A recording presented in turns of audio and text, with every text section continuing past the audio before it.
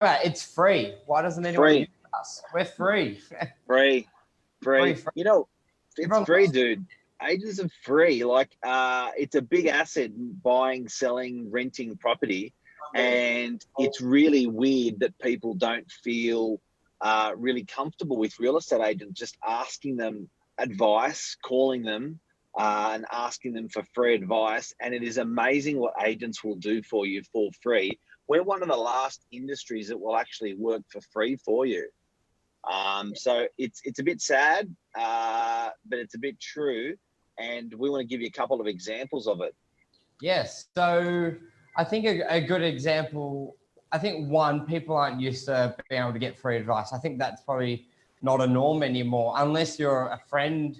And even then you feel probably a bit like, oh, I'm taking them away from their job. So I reckon that could be one thing, just as a society in all industries, there isn't much free shit out there, for one.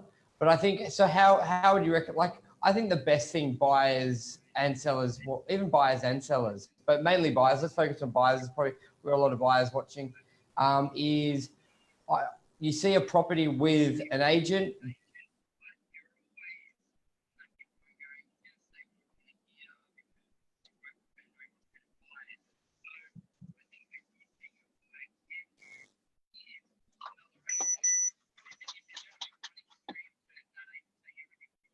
Hey, Michael, your microphone's cut out. You got power in your mic in your Zoom, buddy?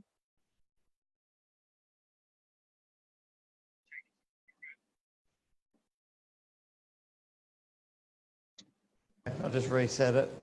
Oh yeah, you're back. You're back. Sorry about that. What you saying?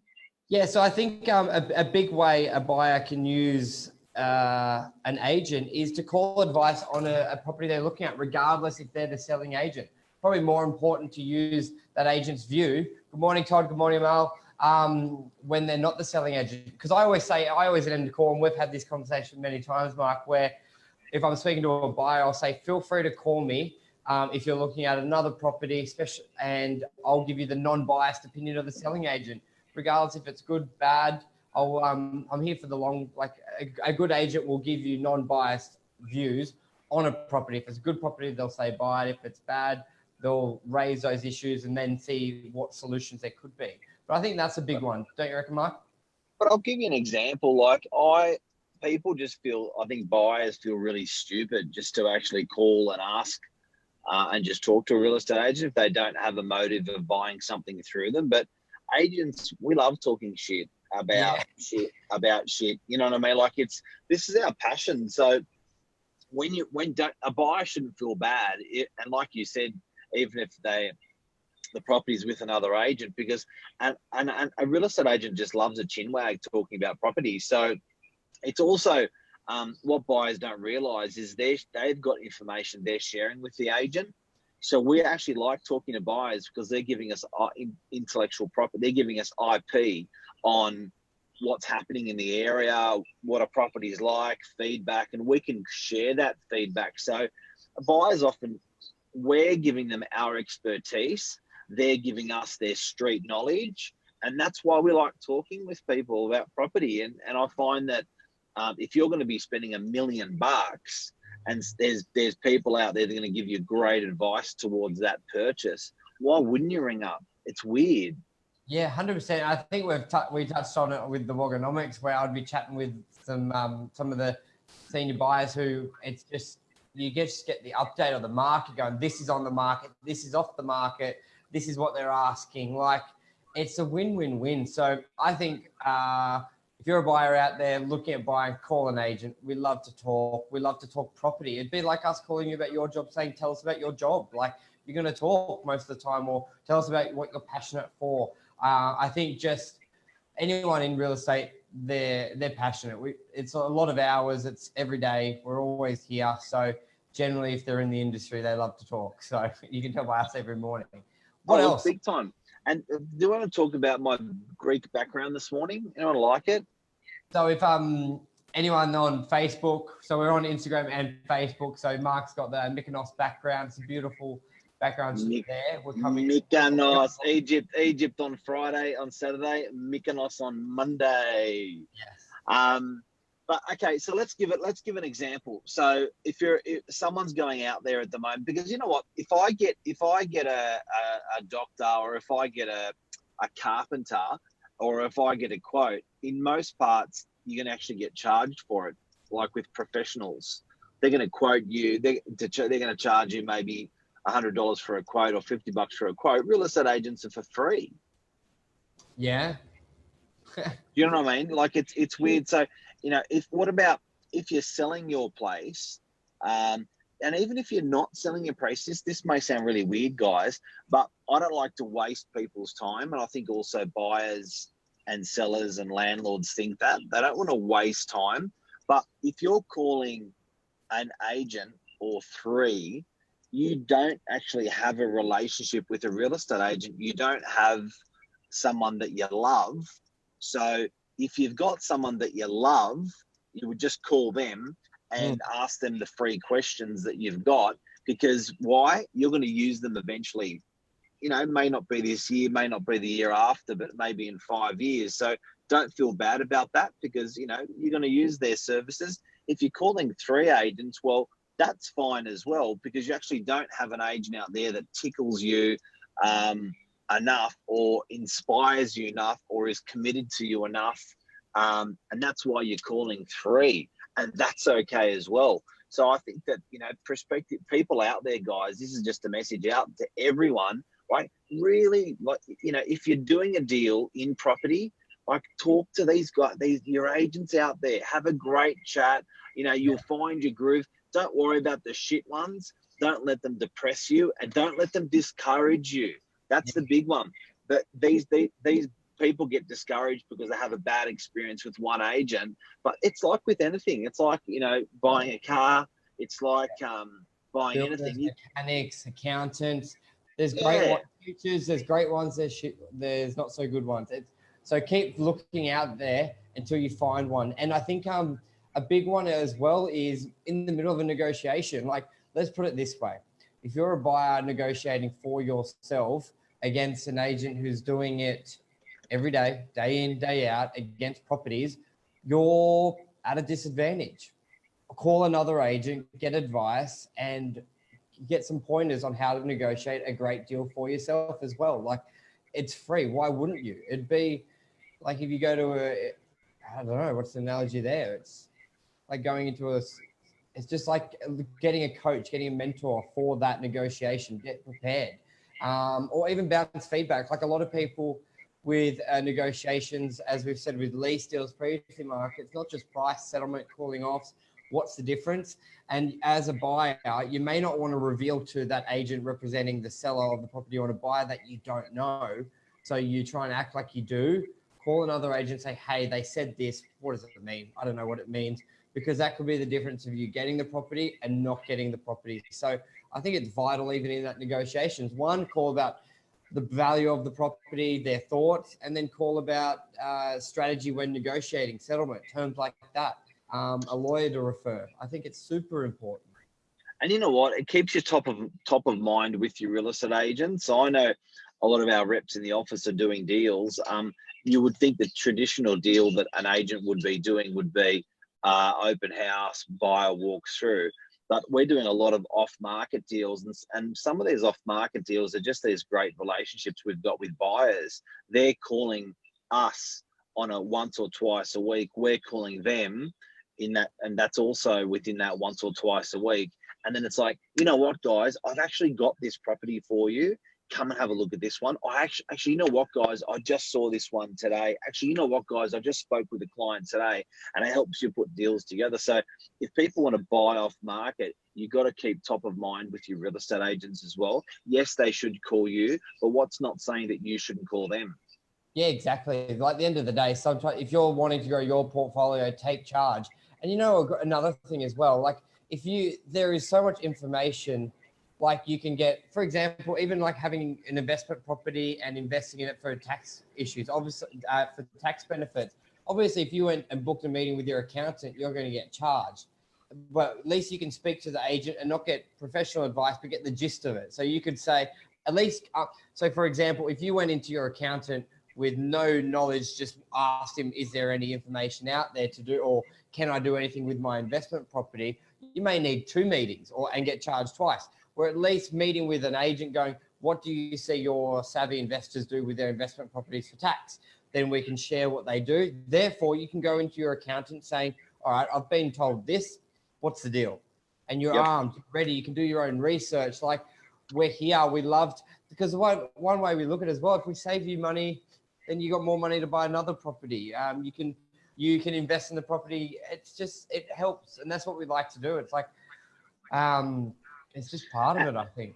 And it can also be referrals. So because agents are so transactional with conveyancers and so transactional with mortgage brokers, so transactional with tradies, using electricians and plumbers as well. Don't be shy to ask for those guys. We are a phenomenal referral source for good local professionals and trades. Phenomenal. So, if you ever need to get shit done, I wouldn't be picking up the Yellow Pages, or I wouldn't be Googling, because it's more national or global.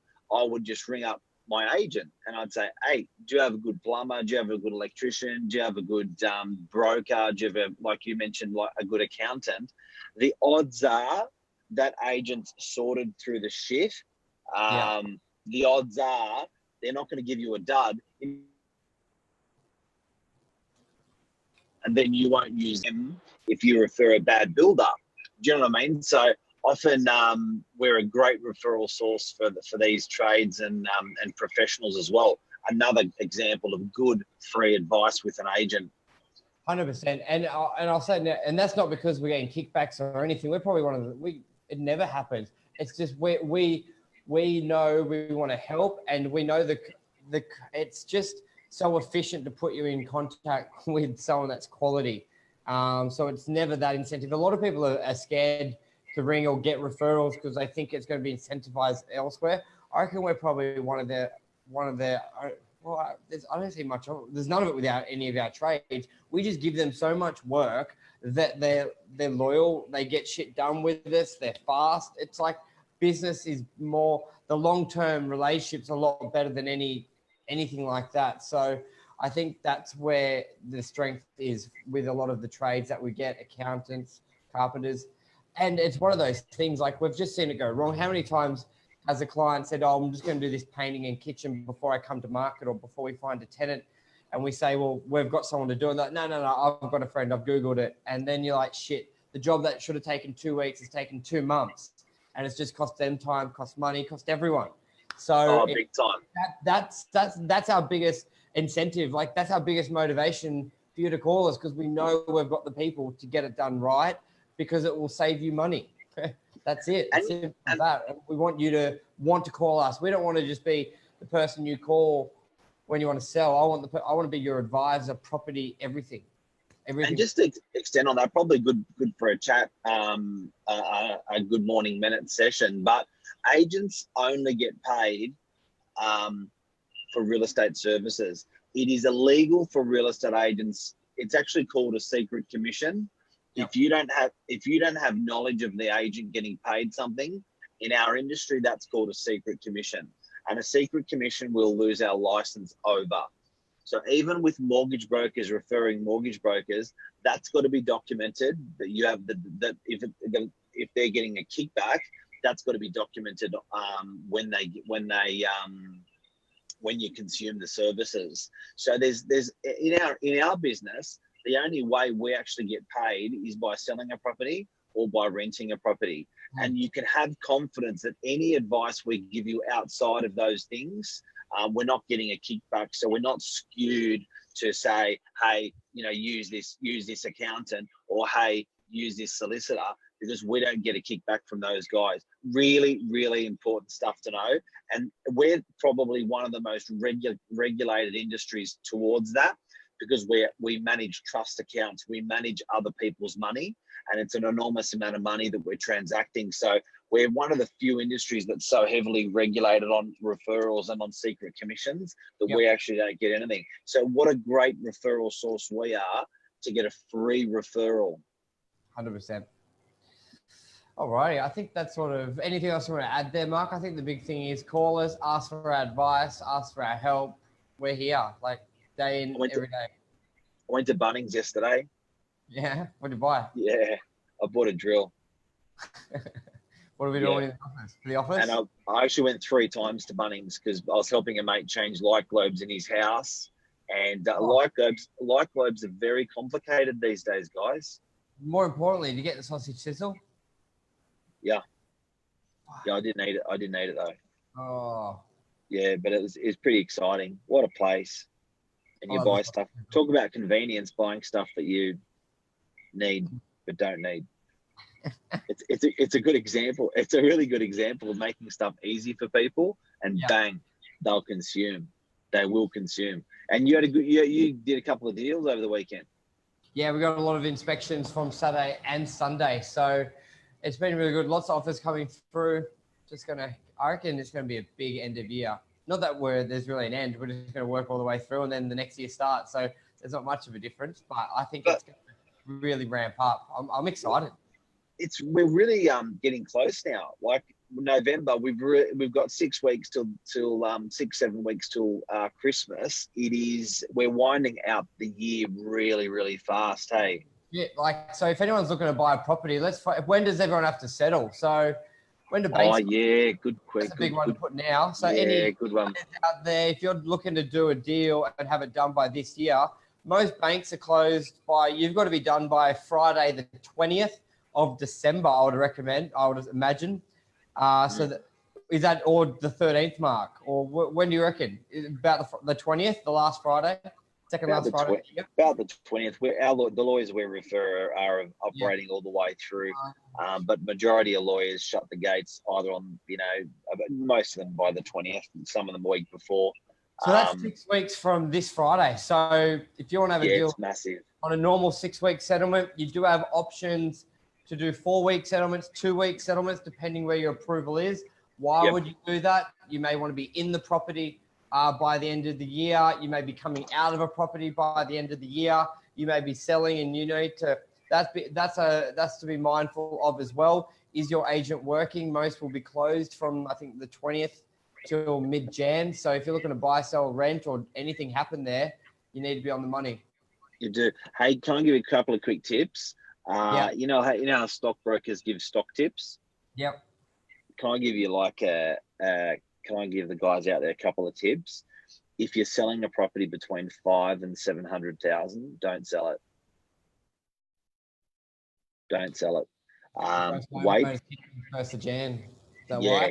Yeah. Wait. When does a bloody agent ever tell you not to sell? There you go. There's one. Don't sell. If you're selling between 500 and 700K, wait, because there's the new first home buyer incentives, a big one coming in.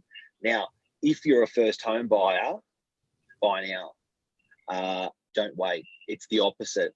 If you're a first home buyer, guys, you're going to be paying 20 to 40 grand more for a property in the first quarter of next year than you will be paying right now. This could be tomorrow. Hey? This will be tomorrow's. Let's do that. Yeah, it's huge. It's bloody huge. And it's Melbourne Cup tomorrow. And a horsey day tomorrow. And I'm not drinking. Just saying. Just saying. Yeah, just saying. All right, mate. Well, thanks, everyone. I hope we helped you. Yeah, thanks guys. This week podcast. We've got Monday Rant tonight as well, 8 o'clock on Novak Facebook. That will be podcast. And we'll be back tomorrow at 7:45. Thanks, guys. Ciao. Cheers, Mark.